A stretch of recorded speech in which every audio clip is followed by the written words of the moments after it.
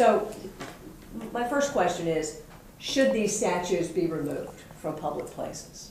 Let's start with you, Dr. Robertson. I have mixed feelings because when the present begins to quarrel with the past, you put the future in real danger. You cannot look at the past through the lenses of the present. How we feel today is quite different from how those folks back then felt.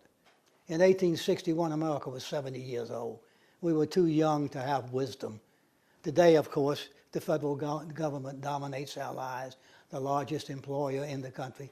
It affects everything we do. So you can't look back at the Civil War and think of a powerful federal government. Many men who fought for the South were fighting for their state. And this is especially true of Lee and Jackson. Lee himself was opposed to secession. He abhorred slavery. But in 1860, when the nation was 70 years old, the Lees had been living in Virginia for 225 years.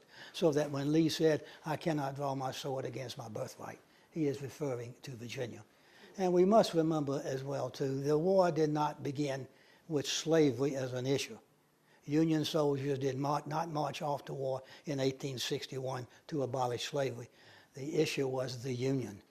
Can states legally leave the Union? Can the minority overthrow the majority?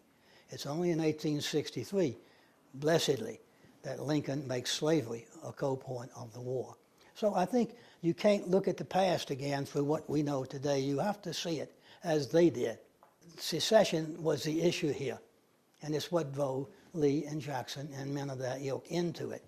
Now, having said that, and I want to agree with my colleague right off the top, slavery is wrong. There is no way you can justify slavery any way, anywhere, anyhow. But slavery has its own place in the coming of the war. It forces the southern states to want to leave the Union. But let's get it straight that from the beginning, the war was fought over whether or not, as Mr. Lincoln said, the Union is perpetual. So in that regard, I would say yes, if we're going to have bigotry and hatred put on display, take away the source. But I would hope we would never have to go that far. Let me let Dr. Floyd answer the same question. What do you think about monuments? Should monuments and statues and names of Confederate leaders and Confederate heroes be in public places? I don't say what I say and don't offer my opinions for agreement. I offer my opinions based on what I know from my personal life and the experiences that I have had. We're talking about something that happened, the Civil War, 1865. We've been at this discussion for a long, long time, for generations. Personally, I think the monuments and those symbols should be removed. I think that they are, without question, an embodiment and a representation of the continuation of white supremacy. And I know that they, by removing them, they insult some people's view about their heritage. I will say to you without question, though, not moving them insults my heritage. And therefore, yes, I think they should be removed. I think it should be done legally and honorably, and done by people who have the authority to do it, not from people who get mad and go and tear something down. Dr. Floyd, do you see a difference between statues and monuments or not? No, it's the same representation. Do you equate them with the Confederate flag? Yes. In what way? Well, they represent a continuation of white supremacy. And that was what it was all about. The argument, historical argument about whether the Civil War was fought over slavery or over states' rights, or what did the states think they had a right to? They thought that they had a right to continue slavery, which is owning other people. Was the Civil War all about slavery? Not all about slavery. No, you can't pinpoint the war down to a single thing. But for people who say it wasn't about slavery, it was about states' rights, that's not what you're saying, is it? State rights has a role in it. So does emotionalism.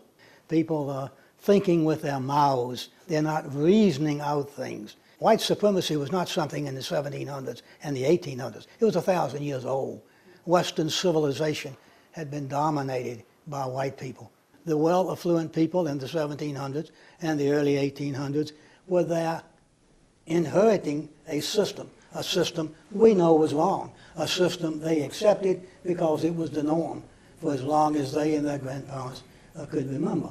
So again, you've got to put yourself in their thinking. This is why I find absolutely ludicrous the accusations being made by Thomas Jefferson about him. Which are one, they want to remove his name from all the buildings at the University of Virginia.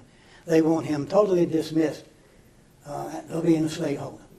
Jefferson was a brilliant man who had his flaws. So were them all. George Washington was a slaveholder. What are we to do with this city? Blow it up? The argument's just getting ludicrous. I talked to a man who lived in Latvia, and he said, you know, they don't have statues of Stalin and Lenin, and, you know, why do we have statues of Confederate heroes here? They lost. Do you think that comparison is fair or not? It's totally unfair. Hitler and Stalin were totalitarian dictators and mass murderers. There's no comparison with that to Southern men. I find most disturbing to me personally is what they do to, or want to do, with statues of Robert E. Lee. And let me point out something, and I have done years of research on this. Between 1865 and 1870, the 5 most critical years after the Civil War, nobody worked harder toward reconciliation than Robert E. Lee. He was in a dangerous position at war's end. He could have expressed natural anger, natural bitterness at what had happened, and the South would have followed his lead, going on into guerrilla warfare and the like. No, said Lee. We fought honorably, we lost honorably. It's time to become Americans again. I think the general would be appalled at seeing the Confederate flag waving defiantly today. That is not what he had in mind at all. He would not like the white supremacists waving the Absolutely Confederate flag. not. Absolutely not. He preached reconciliation. He said, I have led the men of the South into battle. I've watched them die. It's now time for me to dedicate my life so that they will become devoted to a new nation. Let me ask Dr. Floyd the question I asked you before about the comparison between Hitler and Stalin and Lenin. Any comparison to you? No, I think that's stretching it much too far. Okay. Much too far. They didn't try to extinguish a whole race. Lee didn't do that. I certainly think that it is important to remember what was. But what was is not going to get us, in my opinion, to where we need to be in the 21st century. It is not all right versus wrong. It is circumstantial in a lot of instances. My plea is that we don't use a past to craft what we need to be doing in the present and in the future. I'm thinking about my 5 granddaughters. And I do not wish to leave this earth thinking that they have to go through to prove something that I had to go through. Just because of their race. Just because of their race. And So divided still. 152 years after the Civil War ended, we still can't agree on what these statues mean and what the Civil War was fought over. I'll give you a good answer, because probably America has never had more uneducated in history citizens than it does right now. History is a dying subject. It should be the most demanding subject of all, because it's the best teacher we're ever going to have. It's from history that we see the beauty spots, we see the warts, we see the successes, we see the failures. We ought to be exploiting our knowledge of it, but our children are not being taught history as they should be. The war settled once and for all the question of slavery. It settled once and for all who has sovereignty, which is ultimate power. Who has sovereignty, the states or the nation? Obviously, the nation. The federalist government has the power. You can't bypass the Civil War. It's like a big mountain. No matter where you go, that shadow of that war and what it did. It's the bloodiest struggle in all of our history. Almost 1 million men will die. They had to die for something. We have to remember that they did die. You can't change history. You may love it, you may hate it, but you can't change it. And that's the effort being made today, to twist history back into something that we find accommodating. History is history. We're going to have to learn from it. Why can't we settle the differences? Because this nation is overcome by polarization. We are politicized. We live in a negative age. We've given way to extremists. Whose view is it that this is the realism of history? It is interpreted by somebody. I remind us that when the Constitution was written, it said that all men are created equal. Well, what men? It did not mean all human beings. Do you disagree with Professor Robertson that the history is being twisted or not? I don't think it ever was straight to begin with. Is that right? It was twisted from Jump Street. The history was taught in the minds and the eyes of people who knowingly or not knowingly believed in white supremacy. And so it was taught from a white supremacist basis, on the basis that all men, which in reality we know since then meant all white men were property. White men that did not have property were not created equal to Lee and those other guys. These are symptomatic, these issues we've been discussing, are symptomatic of our times. This country is just in real trouble, because for two reasons. One, as I mentioned before, we're not teaching history anymore. It's overwhelmingly imperative that our children learn computer science. So we throw out various fields in order to fit computer science classes in. Geography, for example, is a forgotten field.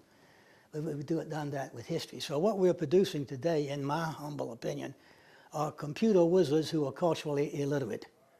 2 years ago, one of the largest education associations in the nation gave a test to 25,000 high school graduating seniors.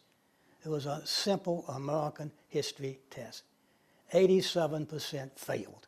7 out of 8 couldn't tell you what the Constitution says. They didn't know who Abraham Lincoln was, what the Emancipation Proclamation did. That's a sorry indictment, especially on a democracy, especially so. Because in a democracy, democracy and compromise are one and the same. And that's what we have lost today, the spirit of compromise, the ability to sit down and work out a reasonable solution without anybody shaking fists, waving flags, threatening mayhem, as is the case. And so until this country can go back up to a status where it can come down and reason things out, we're going to have trouble. In my humble opinion, you asked the question, should they be removed? And I come back to the fact that, yes, in my opinion, I think they should be removed. Not every statute, of course, but there are some which... Well, why not? I mean, so it's not a blanket? No, it's not. Which ones? For instance, I would not ask the General Assembly to remove Roger B. Taney unless they remove Thurgood Marshall. It sounds like you a favor, rather than taking statues down, adding to them. Well, I think there's got to be a compromise. There are some that need to come down, period. Right. The Confederate flag was a symbol that flew over the dome of the Capitol building in Columbia, where I lived and taught. When I was teaching there in the late 50s and early 60s. I mean, it just came down recently, Nikki Haley. Yeah, but how did it come down? It did not. It did not. It was the Charleston. Yeah, it did not come down out of the goodness of anybody's heart, and it was there for what, 50, 60 years. It took a horrible tragedy for people to realize what the Confederate flag symbol had become. And I'm not advocating horrible tragedies, Right. but I do think that reasonable and rational people ought to be able to look at the impact of these kinds of things and come to a decision, a judgment that the future is going to require some action of the present so that the future will not be similar to or same as the past. I find nothing incongruent about a black student in that high school expressing herself that honestly, this is what she believes about it. Mm-hmm. She does not have the authority to do it, but the people who are in charge not only of the schools, but the governmental bodies who have the authority to do it have to weigh her opinion just like they weigh that other guy's opinion that you mentioned a while ago. Mm-hmm. And you have to come to some kind of reasonable decision as to what is in the best interest of the society in which we live, not what is it going to do to, say, to inflame somebody's opinion of the past who haven't really transferred and moved from the past into the present and on in the You talk future. about some people have said, well, if you take down all these statues, we're not going to learn about history. But you just said people aren't learning about history, so the statues don't have anything to do with whether we're learning history In a great or not. sense. So what's the point? In a great sense, you're absolutely right. We've got to learn history before we can condemn it. But they're doing it backwards today. They're condemning history they don't know. Most of these activists, or whatever you wish to call them, would be F students in history. No question about that. F students. F students. Mhm. The ones waving the Confederate flag and talking about white supremacy. Yeah. F students. And the ones who want to twist the past, take this and turn it around and make it into that. And take You everything. can't make apples into oranges, not with history. Well, I don't know, and I have no data to back up whether or not history is being, the study that you cited is one piece of data, whether or not history, when you say categorically, they, meaning the 2 million to 3 million teachers in public school system, are not teaching history today. I don't know whether that's an opinion. You No, take no, issue with that. I'm not saying they're not teaching history. I'm saying the good teachers are teaching wonderful history. Yeah, but it's those they're who, not teaching the history that you know. and you know, And they're I know. teaching memorization and not- stuff like and that, not which is teaching- totally irrelevant. And not to the teaching the past. values in history. I think both Dr. Floyd and I are saying the same thing. If Yes. each of these monument things is a separate issue. Sure. And I think you have to sit down with local people and determine it. And if history can continue to be taught and taught well by good, dedicated teachers, that's a great step forward to the mob-like hysteria that's marking so many of these activities now. Again, I say history is the best teacher we'll ever have. We've got to take advantage of it. So the folks who are out there saying, don't remove these statues and monuments because they're part of our history, what do you say to them? I say God bless them if that's all they're doing. Yeah. But if they start waving flags and shouting and throwing rocks and doing other shenanigans that the news media are reporting, then they're doing the worst possible damage to the cause being to honor the past. And you'd be okay with them taking these statues down? No, not necessarily. Okay. I think each issue is an issue unto itself. Local To communities- rename for the sake of renaming, I have problems with. I mean, we've got past figures. George Washington was a slaveholder. Are you going to remove every reference to Washington on every building, on every map? Are you going to Does it teach? bother- Are you going to teach that George Washington in your teaching of history? Are you going to teach that George Washington was a slave owner, and You have to. and what that meant in that day, and what that means today? What other things are we leaving out in history? I The don't. black experience. Well, yes, And I'm of telling course- you And that. the female experience, I would say. Yeah. And of course, the emotionalism of the time. And as Dr. Floyd and I agree, there's got to be a happy medium somewhere. That's why democracy exists. So if an organization, if a local school board decides, we're going to change the name of Jeb Stewart for these reasons. Locals put the members of the school board there. Locals can take the members of the school board off. It's still up to the people of that community. And you're fine to with determine. that? Yes. So am I. We've solved the problems here. I think that this country cannot be viable in the future if all we're going to have to rely on is emotion. Emotion has its place, but you don't protect 200 years worth of freedom and the ability to be free on somebody's emotions.